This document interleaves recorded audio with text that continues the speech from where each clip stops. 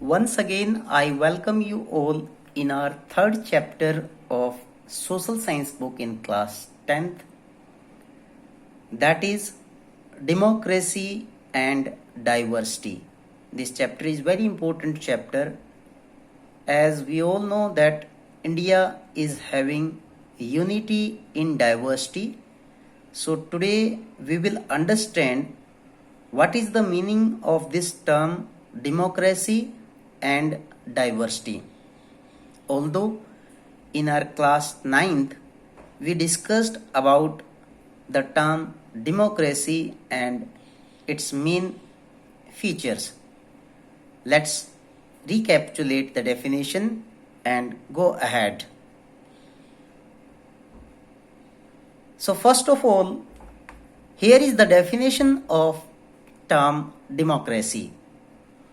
As we say that democratic government is the government of the people, by the people and for the people.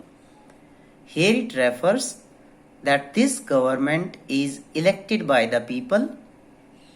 Here people, they elect their leaders. Government is accountable, responsible and legitimate. It refers that it is responsible to the people. People can change the government. People, they can choose their leaders as per their choice. Here, one vote, one value is given to the people. In this type of government, people have been given supreme power. Now, let's see the second term which is shown in this chapter, that is diversity. This is very important to understand this term diversity.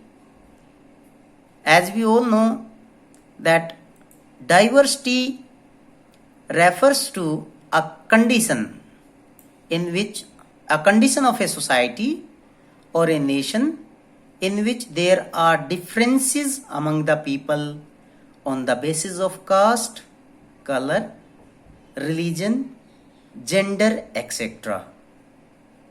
Just like you can see the example of India, that in India we have diversity in religions. We have Hindu, Muslim, Sikh, Jain, Parsis. There are so many religions in India. We have different castes, Brahman, Kshatriya, in Vaishya, and there are so many subcastes also. Color, black, white, gender, male, female, transgender. It may cause disintegration or division of the nation or unity in the country. As in these lines we can understand that this diversity can be helpful for the nation if it is accommodated.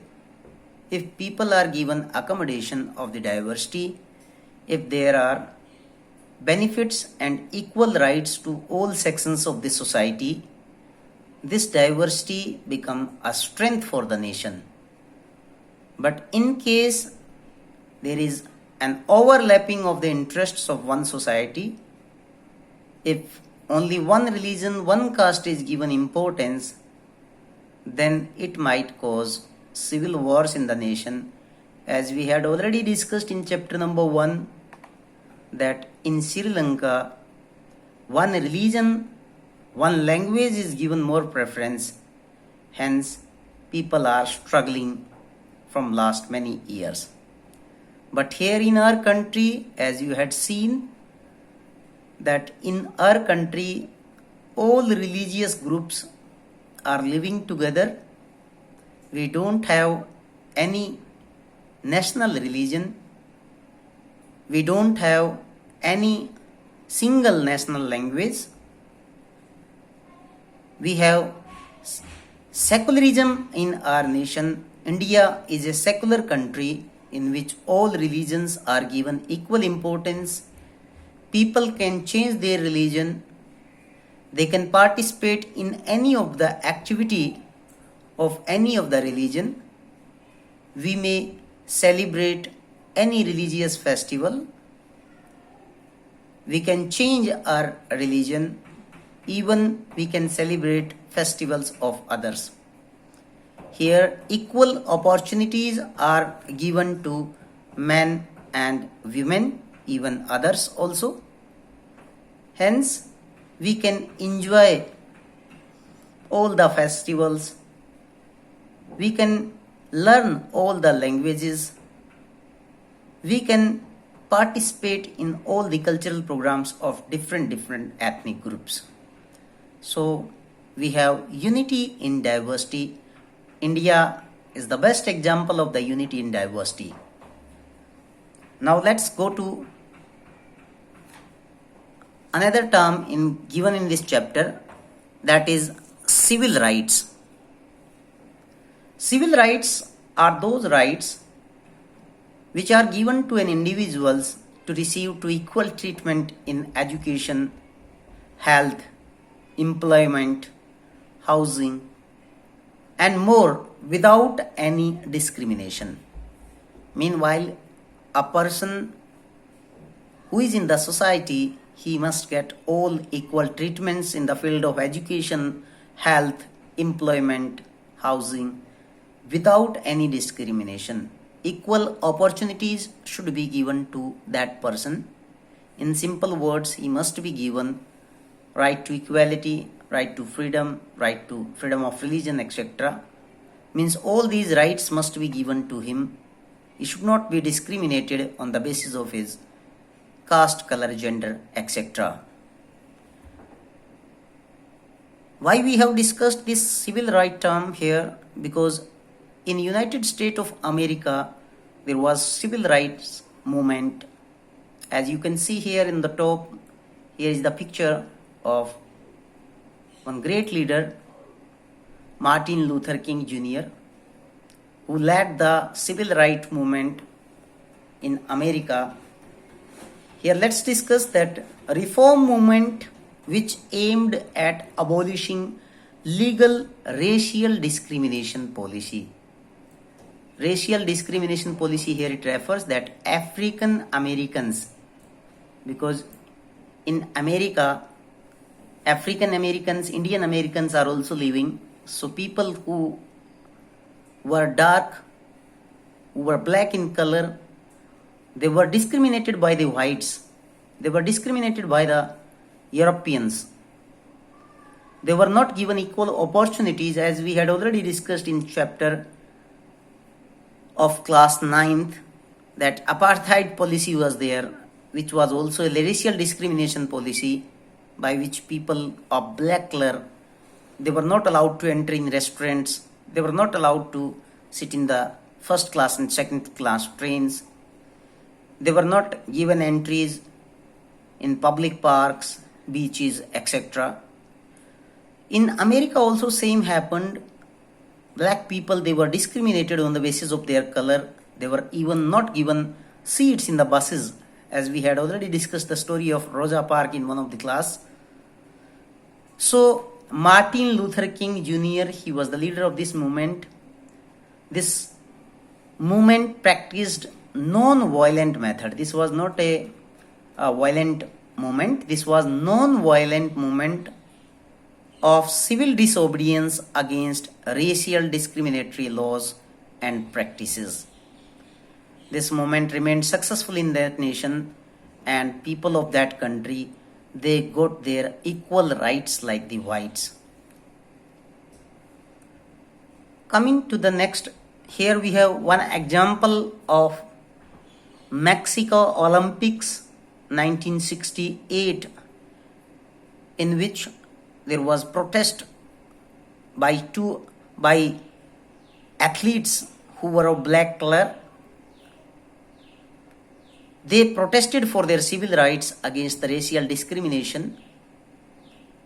After the participation of this event, when they got medals, they felt that this is the right platform where we could raise our issue of discrimination in front of all the countries, because this was telecasted in most of the nations, most of the people who were watching that. That's why they felt that this was the right platform. Those two athletes were spotted by one white athlete of Australia also. Here I'm telling you about the medal ceremony event. Here you can see this is the medal ceremony event of Mexico Olympics in 200-meter race. Two men standing with clenched fists, upraised and head bowed. Here you can see one picture of these two people along with one Australian athlete. So this central one got gold medal. He also raised his hand. Second position and third position, and here is the second position. So these two medalists from United States of America were Tommy Smith and John Carlos. They were African Americans. They had won the gold and bronze medals respectively. They received their medals wearing black socks and no shoes to represent black poverty. They represented the condition of their people in the nation. They were without shoes in this medal ceremony and raised their hand with the gesture. You can see that they tried to draw the international attention to this racial discrimination in United States of America for these black people. Here you can see that one Australian athlete, Peter Norman, he also joined them. The silver medalist, white Australian athlete, Peter Norman, he also wore a human rights badge. You can see means that he wore a human rights badge on his shirt during the ceremony to show his support to the two Americans against this racial discriminatory policy. So it was a support by the white person also from America. He was also not in favor of discrimination of these people in America, because in America, as I discussed, that white people, they were not giving any right to blacks. Black people were discriminated in that nation. I still remember I studied one story in English language, English chapter also, about Cassius Clay or Muhammad Ali, who threw his gold medal in Ohio River. That was also because of the discrimination. Here, same happened in 1968 in the Mexico Olympics, that these two players, they protested their civil rights. They protested for their civil rights against this racial discrimination.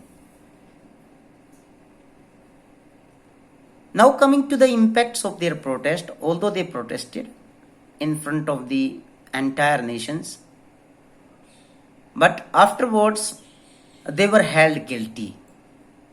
They were held guilty of violating the Olympic spirit of political statements, or Olympic spirit means they were held guilty. Meanwhile, they were told that you had made a mistake by violating the rules of the Olympics. Their medals were taken back. This was also a discrimination, a punishment to them, that their medals were taken back. They were criticized in most of the nations. Australian Norman too, he suffered for his action and he was not included in the Australian team for the next Olympics. See, people who protested against the discriminatory policies, they suffered a lot during that time, because that time white people, they were dominating in America. They were ruling the nation. They had most of the powers in their hands. Their actions succeeded in gaining international attention for civil rights movement, but this was a positive impact, that after this event, most of the people who were suffering from these discriminatory policies, now they got full attention and they supported this civil rights movement in United States of America, which was started under the leadership of Martin Luther King Jr. After that, Saint Joe's, or pronounced as St. Joe's, State University of California in the United States of America installed their statue in the university campus to give them honor, as they were the former student of that university. Meanwhile, they were recognized after a passage of time. Here you can see their statues were installed in the university campus. That in 2005, the St. Joe's State University installed a 20-foot high sculpture representing the protest by Tommy Smith and John Carlos, those two black Americans, African Americans. They were recognized. They were given honor in the nation for their protest against the discriminatory policy. We had already discussed in one of the chapter in class 9th also about the apartheid policy, that this was the racial discriminatory policy in South Africa, in Africa nation. As you had already studied, that Nelson Mandela, he struggled against this apartheid policy of racial discrimination, and he was imprisoned for 28 years up to 1994. And this was also very humiliating policy, very discriminatory policy, although it ended in the end of 20th century. Now let's discuss what is the discrimination. About the definition of the discrimination, we may say that the unjust or prejudicial treatment of different categories of the people on the ground of their race, age, and gender. Means when people are not treated equally, they are discriminated. Although in our country we have abolished this discrimination by giving equal rights to the people. Here in our country, in India, people are given equal rights as a fundamental right. Right to equality is given to the people under Article 14 to 18, in which it is clearly mentioned that no one would be discriminated on the basis of their caste, color, gender, race. So this discrimination is very painful. These two policies which we had discussed in Africa, in America, as well as in our country also, before independence, people of the nation, they faced discrimination by the whites. Coming to the important topic of this chapter, that is social differences. That in our society we are having so many castes, color, gender, race, Brahman, Rajput. Here we have Yadavs. Here we have Jats. We have different religions. In religions we have Hindu, Muslim, Sikhs, Parsis, Jainis, different age groups. We have children, youth, old people. They have different their abilities. Abilities are different. Some are skilled, some are unskilled. Okay. So we have different races in our country, there can be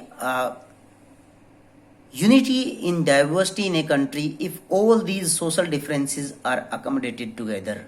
Means these are the differences. These differences are not harmful. These differences can be there in a society because God has made all the people different. These castes, colors, these are made by us only. These differences may exist in a society till the time there is no overlapping in the society. Means till the time interests of one society is not taken by the other. So social differences, you have to understand this term, that social differences may there in any of the society. These are not harmful.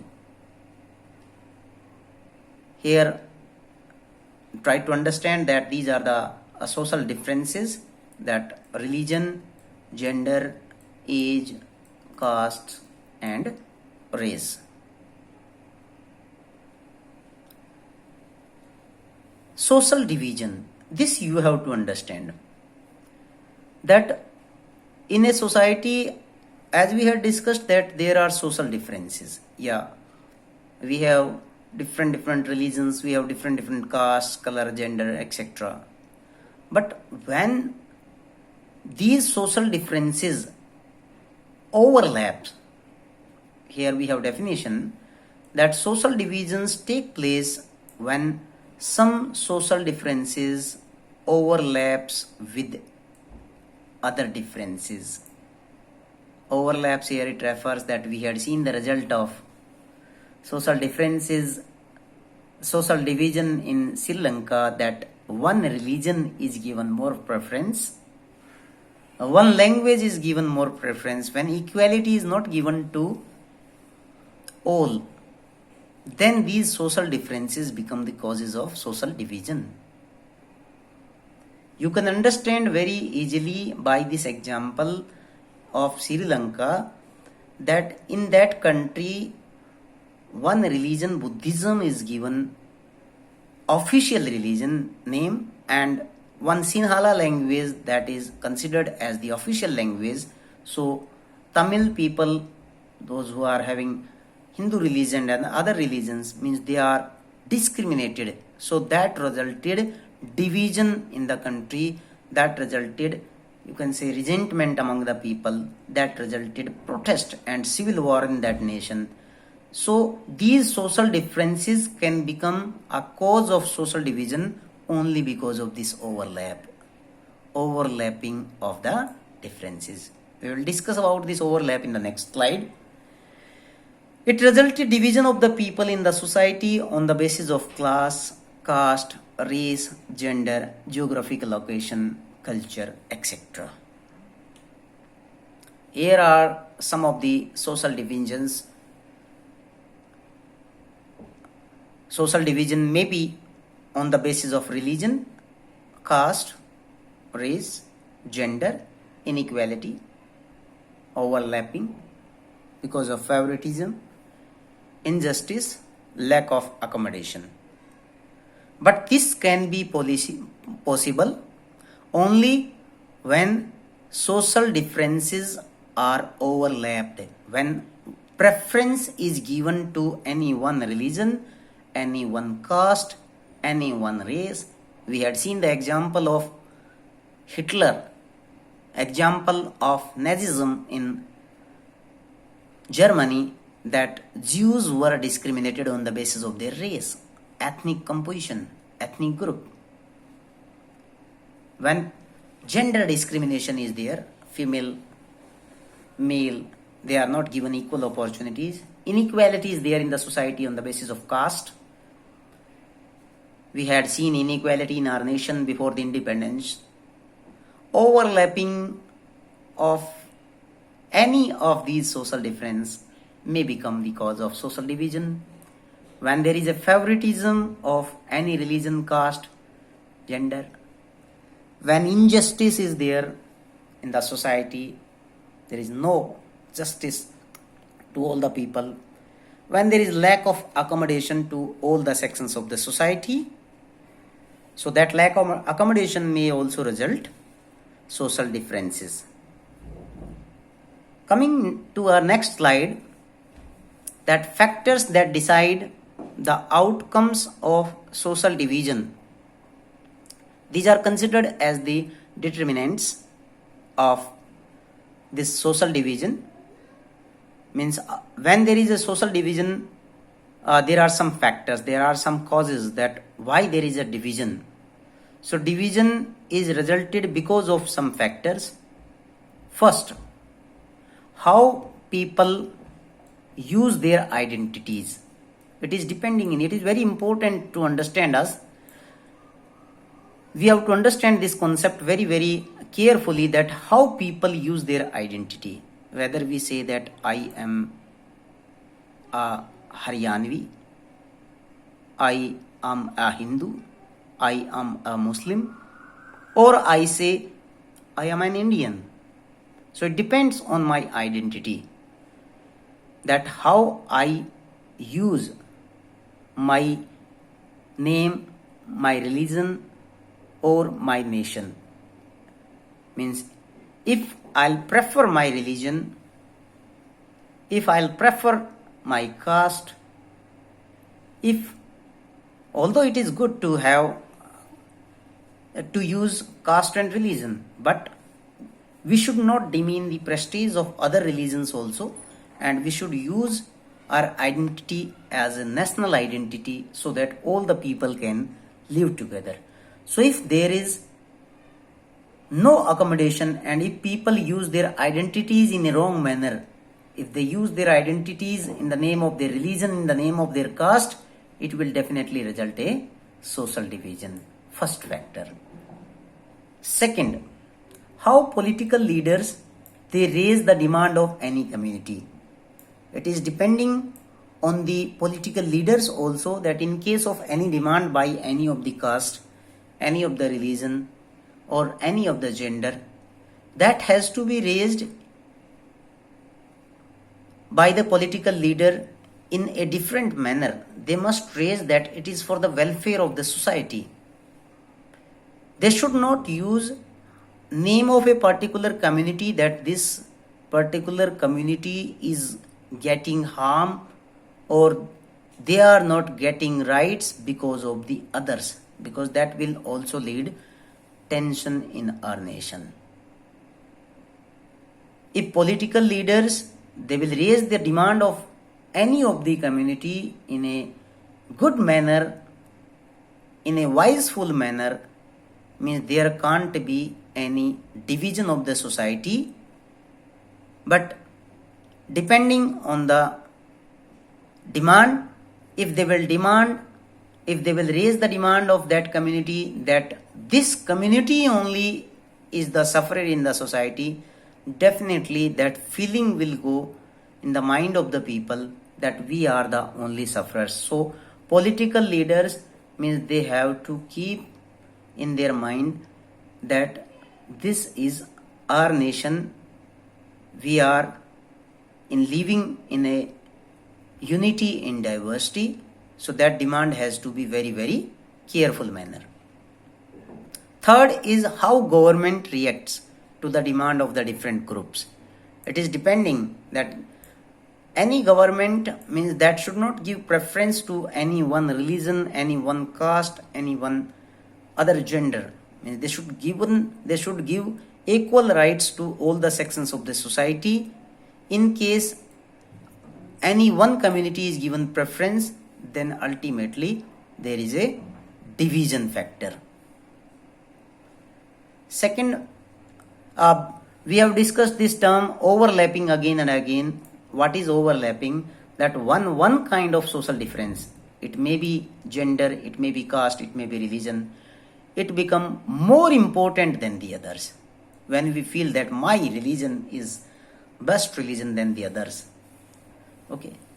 If only one section of the society is given more preference, if only rich they are given more preference, if only one religion is given preference by the government, and people start feeling that they belong to a different community. They are not given rights in the society. That is called overlapping. This is the major cause of any division in the society.